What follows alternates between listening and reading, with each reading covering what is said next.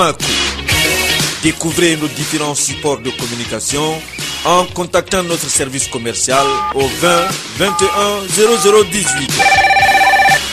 20 21 0018. Les sports, les infos, la musique, l'actualité, le tout amusé et servi à chaud pour vous sur Radio Clédou.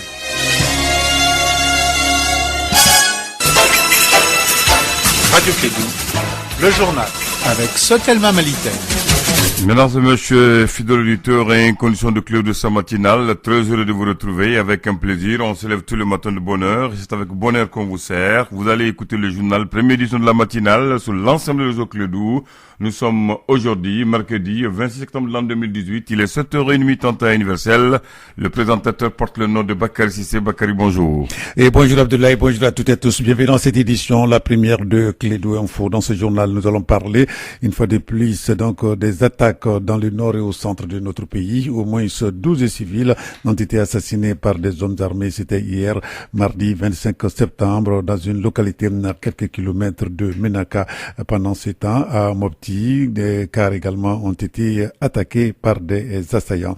Kassim Traoré nous fera le point donc de toutes ces attaques dans le nord et le centre de notre pays. Et puis par rapport donc à la grève donc des SAM, les syndicats donc de la magistrature, c'est aujourd'hui nous rentrons dans la dans le 66e jour donc de cette grève illimitée des magistrats, des personnes de bonne volonté et vont à la rencontre des deux syndicats, mais jusqu'à présent aucune vraie négociation n'a été menée selon Moussa Guindo du SAM. Vous l'attendrez dans ce journal. Dans ce journal, nous parlerons également de l'Assemblée générale de l'ONU à New York. Le président de la République démocratique du Congo, Joseph Kabila, a redemandé le départ de la célèbre mission de l'Organisation des Nations Unies pour la stabilisation en République démocratique du Congo, au MONUSCO, installé dans son pays depuis 2 décennies. C'est le titre de ce journal. Les développements dans un instant avec Bakary Sissé.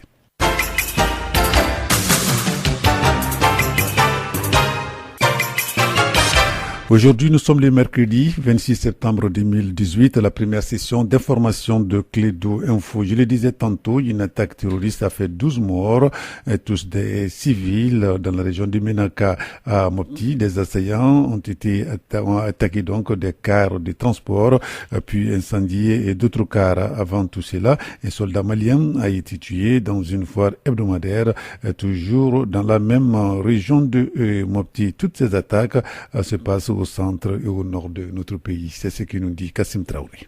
Hier vers 9h, 2 campements Ibokatan ont été attaqués par des hommes armés, des présumés membres de l'État islamique au Grand Sahel. Ils étaient à bord de plusieurs motos à Inekar, environ 45 km à l'ouest de Menaka. Le bilan provisoire fait état de 12 civils tués. À Mopti, il y a eu une attaque d'hommes armés contre un convoi de FAMA escortant des bus de transport. C'était à environ 10 km de Boni. Une partie de l'escorte est même retournée sur Boni et les assaillants, selon les rescapés, auraient incendié 2 bus. Dans la région de Tombouctou, des forains de retour de la foire de Direy ont été braqués par des bandits armés entre Direy et Goundam. Les passagers sont arrivés à Goundam sains et saufs. Avant tout cela, les FAMA ont arrêté plusieurs civils après qu'un individu armé non identifié a tiré mortellement sur un militaire en pleine foire hebdomadaire à Djoura, situé à 60 km au nord de Tenenkou. Pour certains, cette recrudescence de la violence s'explique par le fait que les militaires maliens étaient mobilisés pour le grand défilé du 22 septembre. L'état-major n'est pas d'accord avec cette affirmation. Pour la hiérarchie militaire,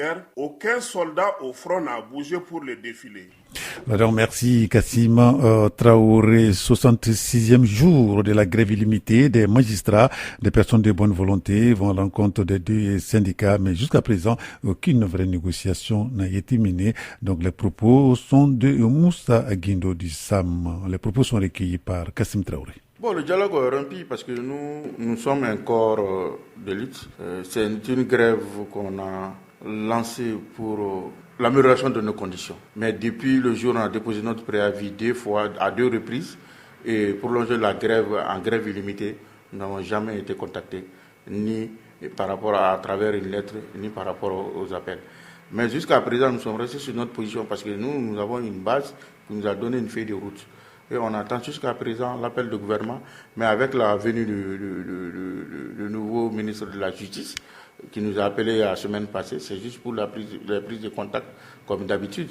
Mais pour rentrer dans le fond même de nos revendications, je pense que jusqu'à présent, nous n'avons pas été touchés par le gouvernement. Mais il y a eu des petites réunions de négociations par rapport à la sécurité, par rapport à nos salaires au niveau du ministère de l'économie.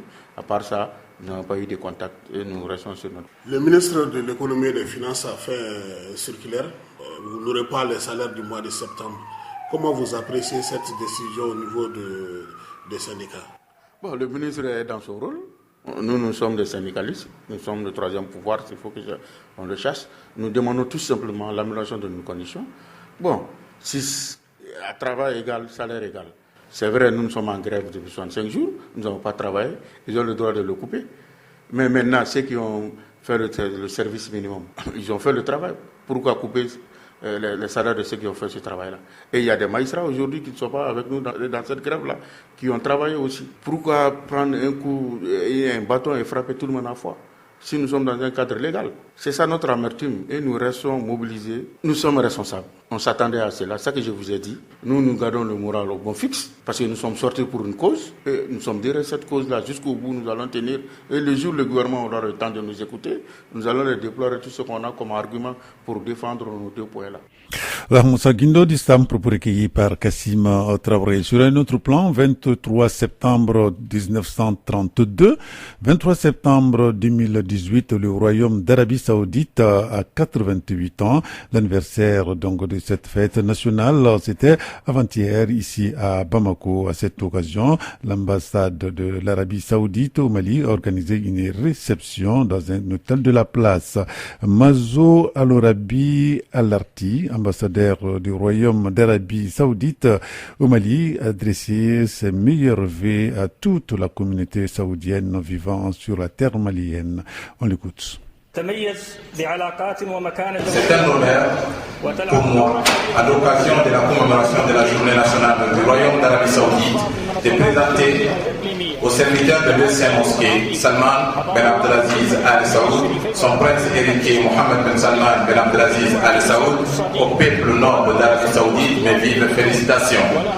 Le 23 septembre correspondant cette année au 88e anniversaire de la journée nationale du Royaume d'Arabie Saoudite, occasion pour nous de nous remémorer cet événement historique, le jour où le roi fondateur Abdelaziz Ben Abdurrahman Al Saoud a procédé avec à ses côtés père et grand-père saoudiens à la réunification des différents territoires en une entité grandiose, homogène, unique au monde, jouissant de paix, de stabilité, de progrès et de rayonnement dans le domaine de la fourniture de l'aide humanitaire et des secours aux nécessités.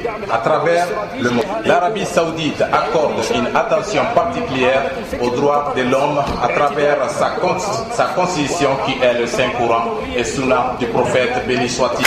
La République du Mali est membre de la coalition islamique militaire de lutte contre le terrorisme dirigée par l'Arabie Saoudite. Alors, Marsoud Al-Arabi Al-Arti, l'ambassadeur du Royaume d'Arabie Saoudite au Mali, propos recueillis par Bibata Touré. Ce qui va nous conduire à l'actualité internationale, je le disais dans les titres, Assemblée générale des Nations Unies à New York. Tout d'abord, le Rwandais Paul Kagame a été le premier président africain à monter la tribune de l'ONU. C'était hier mardi 25 mars.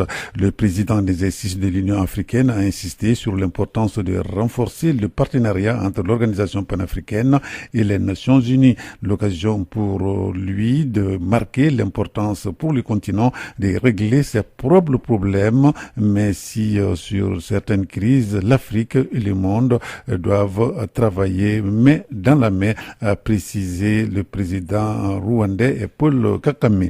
Le président congolais a eu en tout cas des mots très durs à la tribune de l'Assemblée générale des Nations Nations Unies. Hier, Joseph Kabila a retiré son attachement aux valeurs défendues par l'ONU tout en dénonçant l'ingérence de certains États. Et il a de nouveau demandé le début du départ effectif de la MONUSCO, la mission de l'Organisation des Nations Unies pour la stabilisation en République démocratique du Congo, installée dans son pays depuis 2 décennies.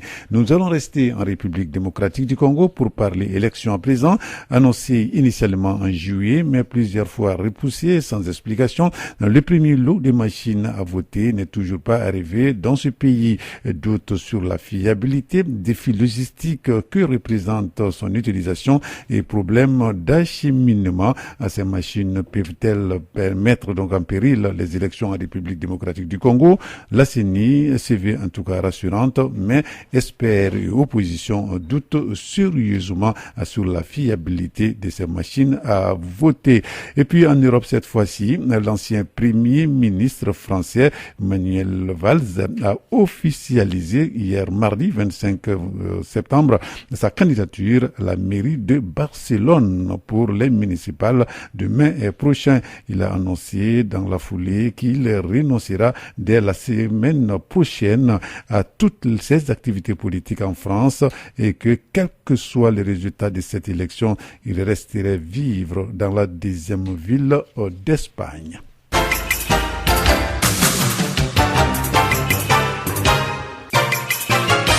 Clédou Info, première édition, 7 heures passées de 12 minutes dans notre studio. Nous allons retourner ici au Mali pour parler d'inondations dans la commune de Falo, dans le cercle de Nara plus précisément. Plusieurs maisons donc sont tombées, des magasins de stockage de céréales, des centres de santé et l'école du village ont tous été en tout cas inondés par des eaux de pluie. Les responsables de Falo ont mis en place une commission afin de chercher de l'aide pour leur localité. Kassim Traoré nous donne des précisions. Les populations de Falo dans le cercle de Nara ont les pieds dans l'eau.